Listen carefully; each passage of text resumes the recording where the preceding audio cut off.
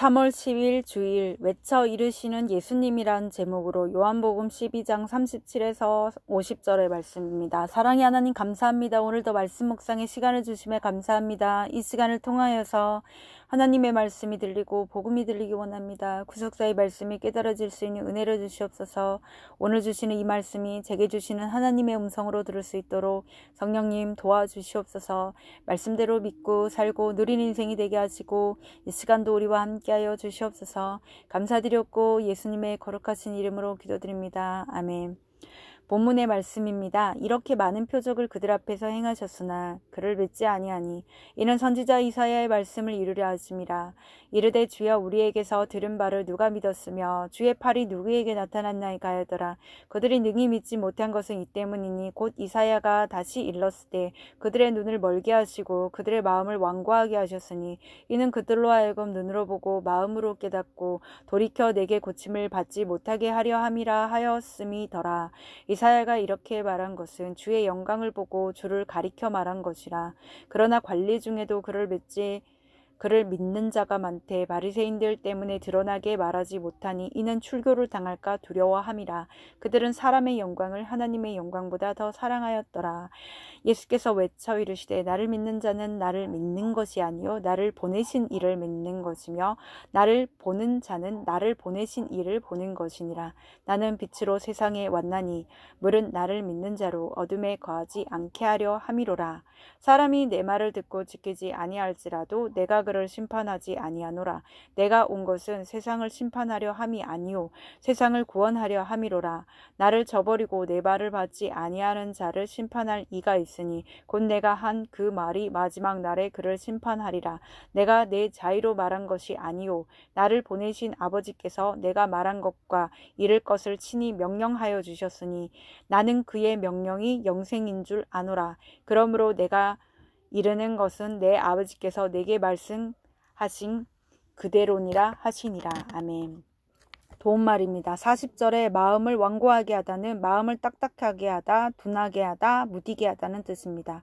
출교는 율법을 범한 자에게 가해지는 최고 형벌 중 하나로 해당 모임 참석을 불허할 뿐 아니라 유대 공동체에서 추방하는 것을 의미합니다. 동족 유대인과의 교제나 상거래마저 금지되었기에 유대 사회에서 매장되었습니다. 자의는 자기의 생각이나 의견을 말합니다. 본문 요약입니다. 예수님이 많은 표적을 행하셨음에도 유대인들은 그를 믿지 않는데 이는 말씀을 이루려 하심입니다. 예수님은 그들에게 자신을 믿는 것이 아버지를 믿는 것이며 자신은 빛으로 세상에 왔다고 외쳐 이르십니다. 심판과 구원을 전하시면서 자신이 이르는 것이 아버지의 말씀임을 알려주십니다. 오늘의 중보기도입니다. 목회자들이 빛으로 오신 예수님을 전하며 구원과 심판의 메시지를 힘있게 외치게 하옵소서. 아멘. 본문 해설입니다. 첫 번째, 믿지 아니하는 자들 37에서 43절의 내용입니다. 유대인들은 예수님이 행하신 수많은 표적을 보았음에도 그분을 믿지 않았습니다. 그런데 이는 이사야 선지자의 말씀이 이루어진 것이라고 합니다. 이처럼 표적을 본다고 해서 믿음이 생기는 것은 아닙니다. 주님이 내 눈과 마음을 고쳐주셔야 합니다. 그러기 위해 고침을 받으려는 간절한 소원을 가지고 말씀의 자리로 나아가야 합니다. 하나님의 영광보다 사람의 영광을 더 사랑한 내 죄를 회개하면서 주의 영광을 보여주시길 간구해야 합니다. 적용 질문입니다. 나는 주께 표적을 더 보여달라며 꾀를 쓰고 있습니까? 내 눈과 마음을 고쳐주시길 기도합니까? 두 번째, 빛으로 오신 예수 44에서 46절의 내용입니다. 예수님이 유대인 무리에게 외쳐 이르십니다. 왜냐하면 이것이 대중에게 전하시는 마지막 설교이기 때문입니다. 이후로는 제자들에게 말씀하십니다. 나사렛 목수의 아들로 오신 예수님을 믿는 것이 천지를 창조하신 하나님을 믿는 것입니다. 사람들에게 버림받고 십자가 지시는 예수님을 보는 것이 만군의 여호와를 보는 것입니다. 이 예수님을 믿을 때 내 삶에 빛이 임합니다.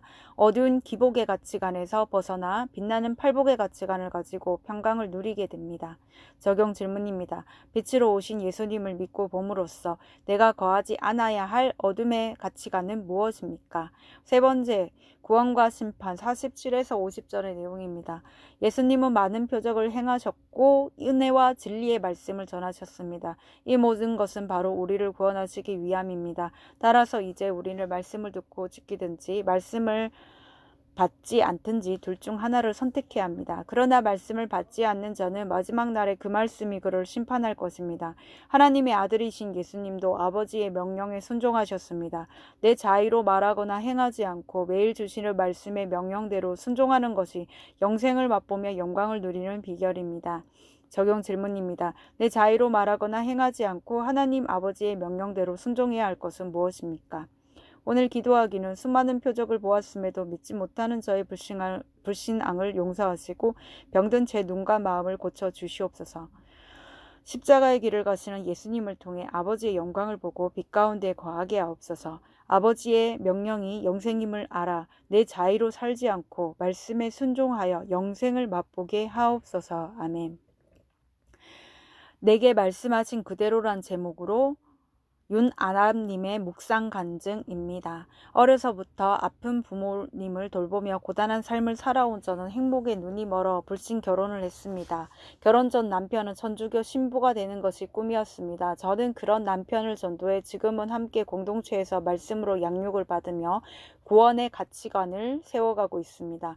얼마 전 시아버님이 방광암 수술을 받으신 후 회복되셔서 가족이 다 같이 모여 식사를 했습니다.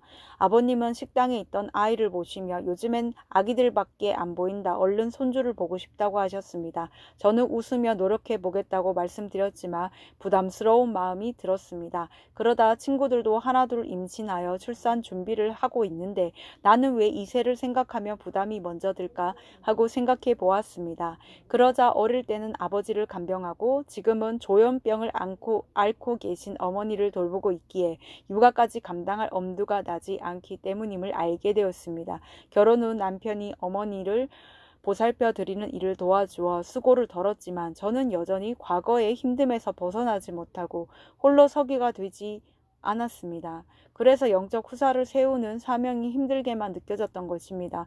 오늘 본문에 사람의 영광을 하나님의 영광보다 더 사랑한 관리들이 나오는데 나의 편안함에 눈이 멀어 부모의 사명을 거부하는 자가 바로 저임을 깨닫게 됩니다.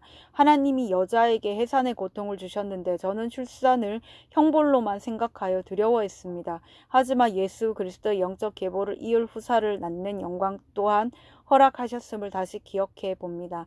예수님이 아버지께서 말씀하신 그대로 행하신 것처럼 저도 하나님의 명령이 영생임을 알고 내 자의가 아닌 말씀을 기준으로 삼고 따르길 원합니다.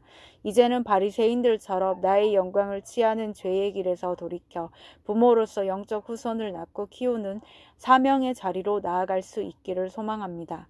이분에 적용하기는 교회 소그룹 모임에서 부모의 사명을 감당하기 두렵다고 솔직히 나누며 기도를 부탁하겠습니다. 비출산을 조장하는 인터넷 동영상이나 뉴스, 다큐멘터리를 보지 않겠습니다. 입니다.